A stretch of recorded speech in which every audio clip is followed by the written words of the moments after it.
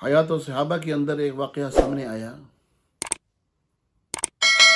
ایک شخص مسجد سے باہر نکلا، ابو مطر کے نام جس کو یاد کیا جاتا ہے۔ ایک شخص نے پیچھے سے آواز دی، او بھائی اپنے پجامے کو ٹخنوں سے اوپر کر لے تاکہ پتہ چلے تو اللہ سے کتنا ڈرنے والا ہے، اور اپنے سر سے اپنے بالوں کو مڈا دے تاکہ اللہ رب العزت کا پیارا مسلمان محسوس ہو۔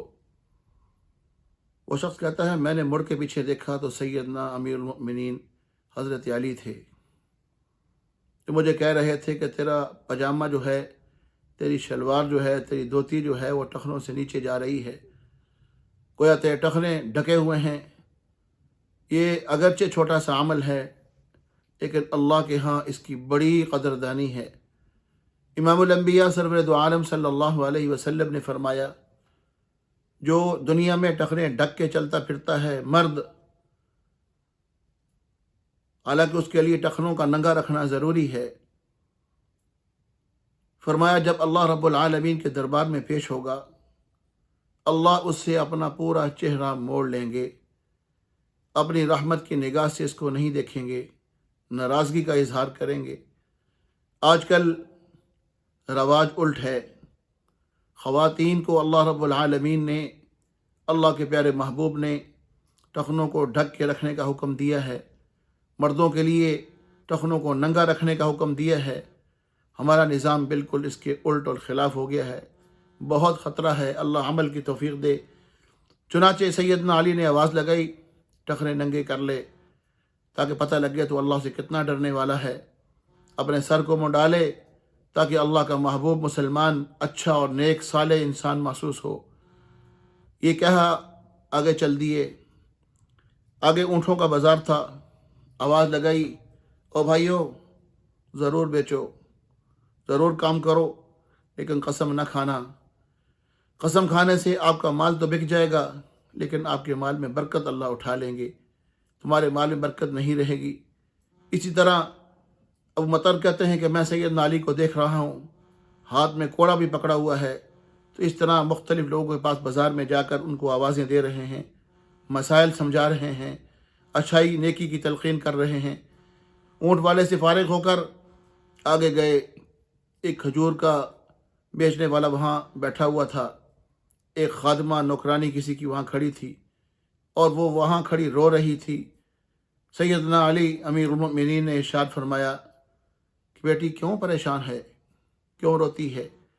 کہنے لگی امیر المؤمنین سیدنا علی آپ اس طرح کریں کہ مجھے کچھ کھجوریں لے کے دے دیں، لیکن 1 درہم میں نے اس بھائی کو دیا ہے، اس سے 1 درہم کی کھجوریں لے دیں، لیکن بات یہ ہے کہ مجھے بھوک بہت لگی ہوئی ہے، لیکن یہ مال میرے مالک کا ہے، مجھے اس بات کی اجازت نہیں ہے کہ میں اسے خرچ کروں۔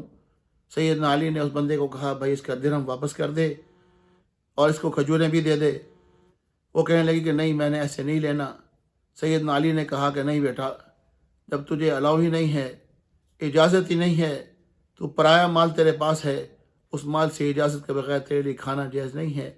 ہاں تجھے بھوک لگی ہے، یہ بطور تحفہ ہدیہ آپ کو تھوڑا دے دیتا ہے، آپ نوش کر لیں، آپ اس کو کھا لیں، تناول فرما لیں، جس طرح بھی اپنی ضرورت پوری کر لیں۔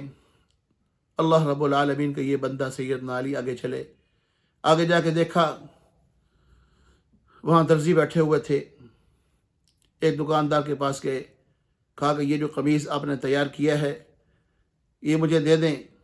اس نے بڑا اعزاز کیا، بہت احترام کیا، بہت عزت کی، گویا سیدنا علی رضی اللہ عنہ کو پہچان لیا۔ سیدنا علی نے جب دیکھا کہ اس نے مجھے تعارف ہو گیا ہے، مجھے پہچان لیا ہے، اس سے وہ کپڑا نہیں خریدا کہ یہ چونکہ مجھے پہچان گیا ہے، مجھے جان گیا ہے، یہ خام خواہ جو ہے میرے ساتھ رعایت کرے گا، نہیں لیا۔ دوسری دکان پہ چلے گئے، اس نے بھی پہچان لیا، وہاں سے بھی قمیض نہیں لی۔ تیسری دکان پہ چلے گئے، اس نے بھی پہچان لیا، وہاں سے بھی قمیض نہیں خریدی۔ آگے گئے، ایک دکان پر ایک بچہ بیٹھا ہوا تھا نوجوان، اسے کہا السلام علیکم ورحمۃ اللہ، اس نے کہا وعلیکم السلام ورحمۃ اللہ وبرکاتہ، کہا کہ یہ قمیض میں خریدنا چاہ رہا ہوں، کہا کہ ہاں آپ لے لیں، آپ چچا ہیں، آپ اس کو خریدیں، لیکن میں نے 3 درہم کی یہ دینی ہے، اس سے کم نہیں ملے گی۔ سیدنا علی نے اپنی جیب سے 3 درہم نکالے، اس بچے کو دیے۔ اس کو یقین ہو گیا، سیدنا علی رضی اللہ عنہ، اس بچے نے اس کو جب دیکھا سیدنا علی کو، پہچان نہ سکا کہ یہ کون ہے، بچہ تھا۔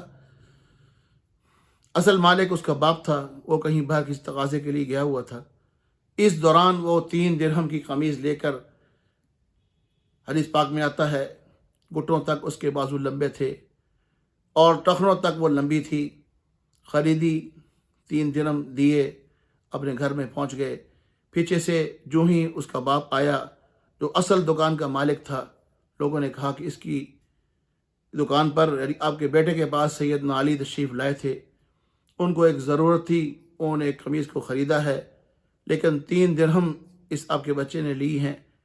اب یہ 3 درہم کی اس کو نہیں دینی چاہیے، اس کو اعزازاً احتراماً نرمی کرتا، یعنی کم پیسے لے کے دے دیتا۔ باپ نے بیٹے کو کہا کہ تجھے شرم نہ آئی؟ تیرے پاس سیدنا علی آئے تھے، وہ ہمارے امیر المؤمنین ہے۔ ابا میں نے اس کو پہچانا ہی نہیں ہے، میں ان کو جانتا ہی نہیں ہوں، میں تو اپنی دکانداری کر رہا ہوں۔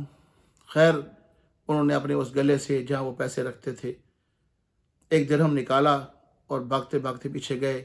سیدنا علی اپنے گھر پہنچ چکے تھے، جا کے سلیک علیک ہوئی، بیٹھ گئے، کہا کہ امیر المؤمنین معذرت چاہتا ہوں، میرے بیٹے نے آپ سے 3 درہم ایک قمیض کے وصول کر لیے ہیں، حالانکہ یہ قمیض 2 درہم کی ہے، آپ سے یہ زیادتی ہو گئی ہے، ویسے بھی آپ امیر المؤمنین ہیں، ہمارے بڑے ہیں، ہمارا حق بنتا ہے ہم آپ کو تحفہ ہدیہ پیش کریں۔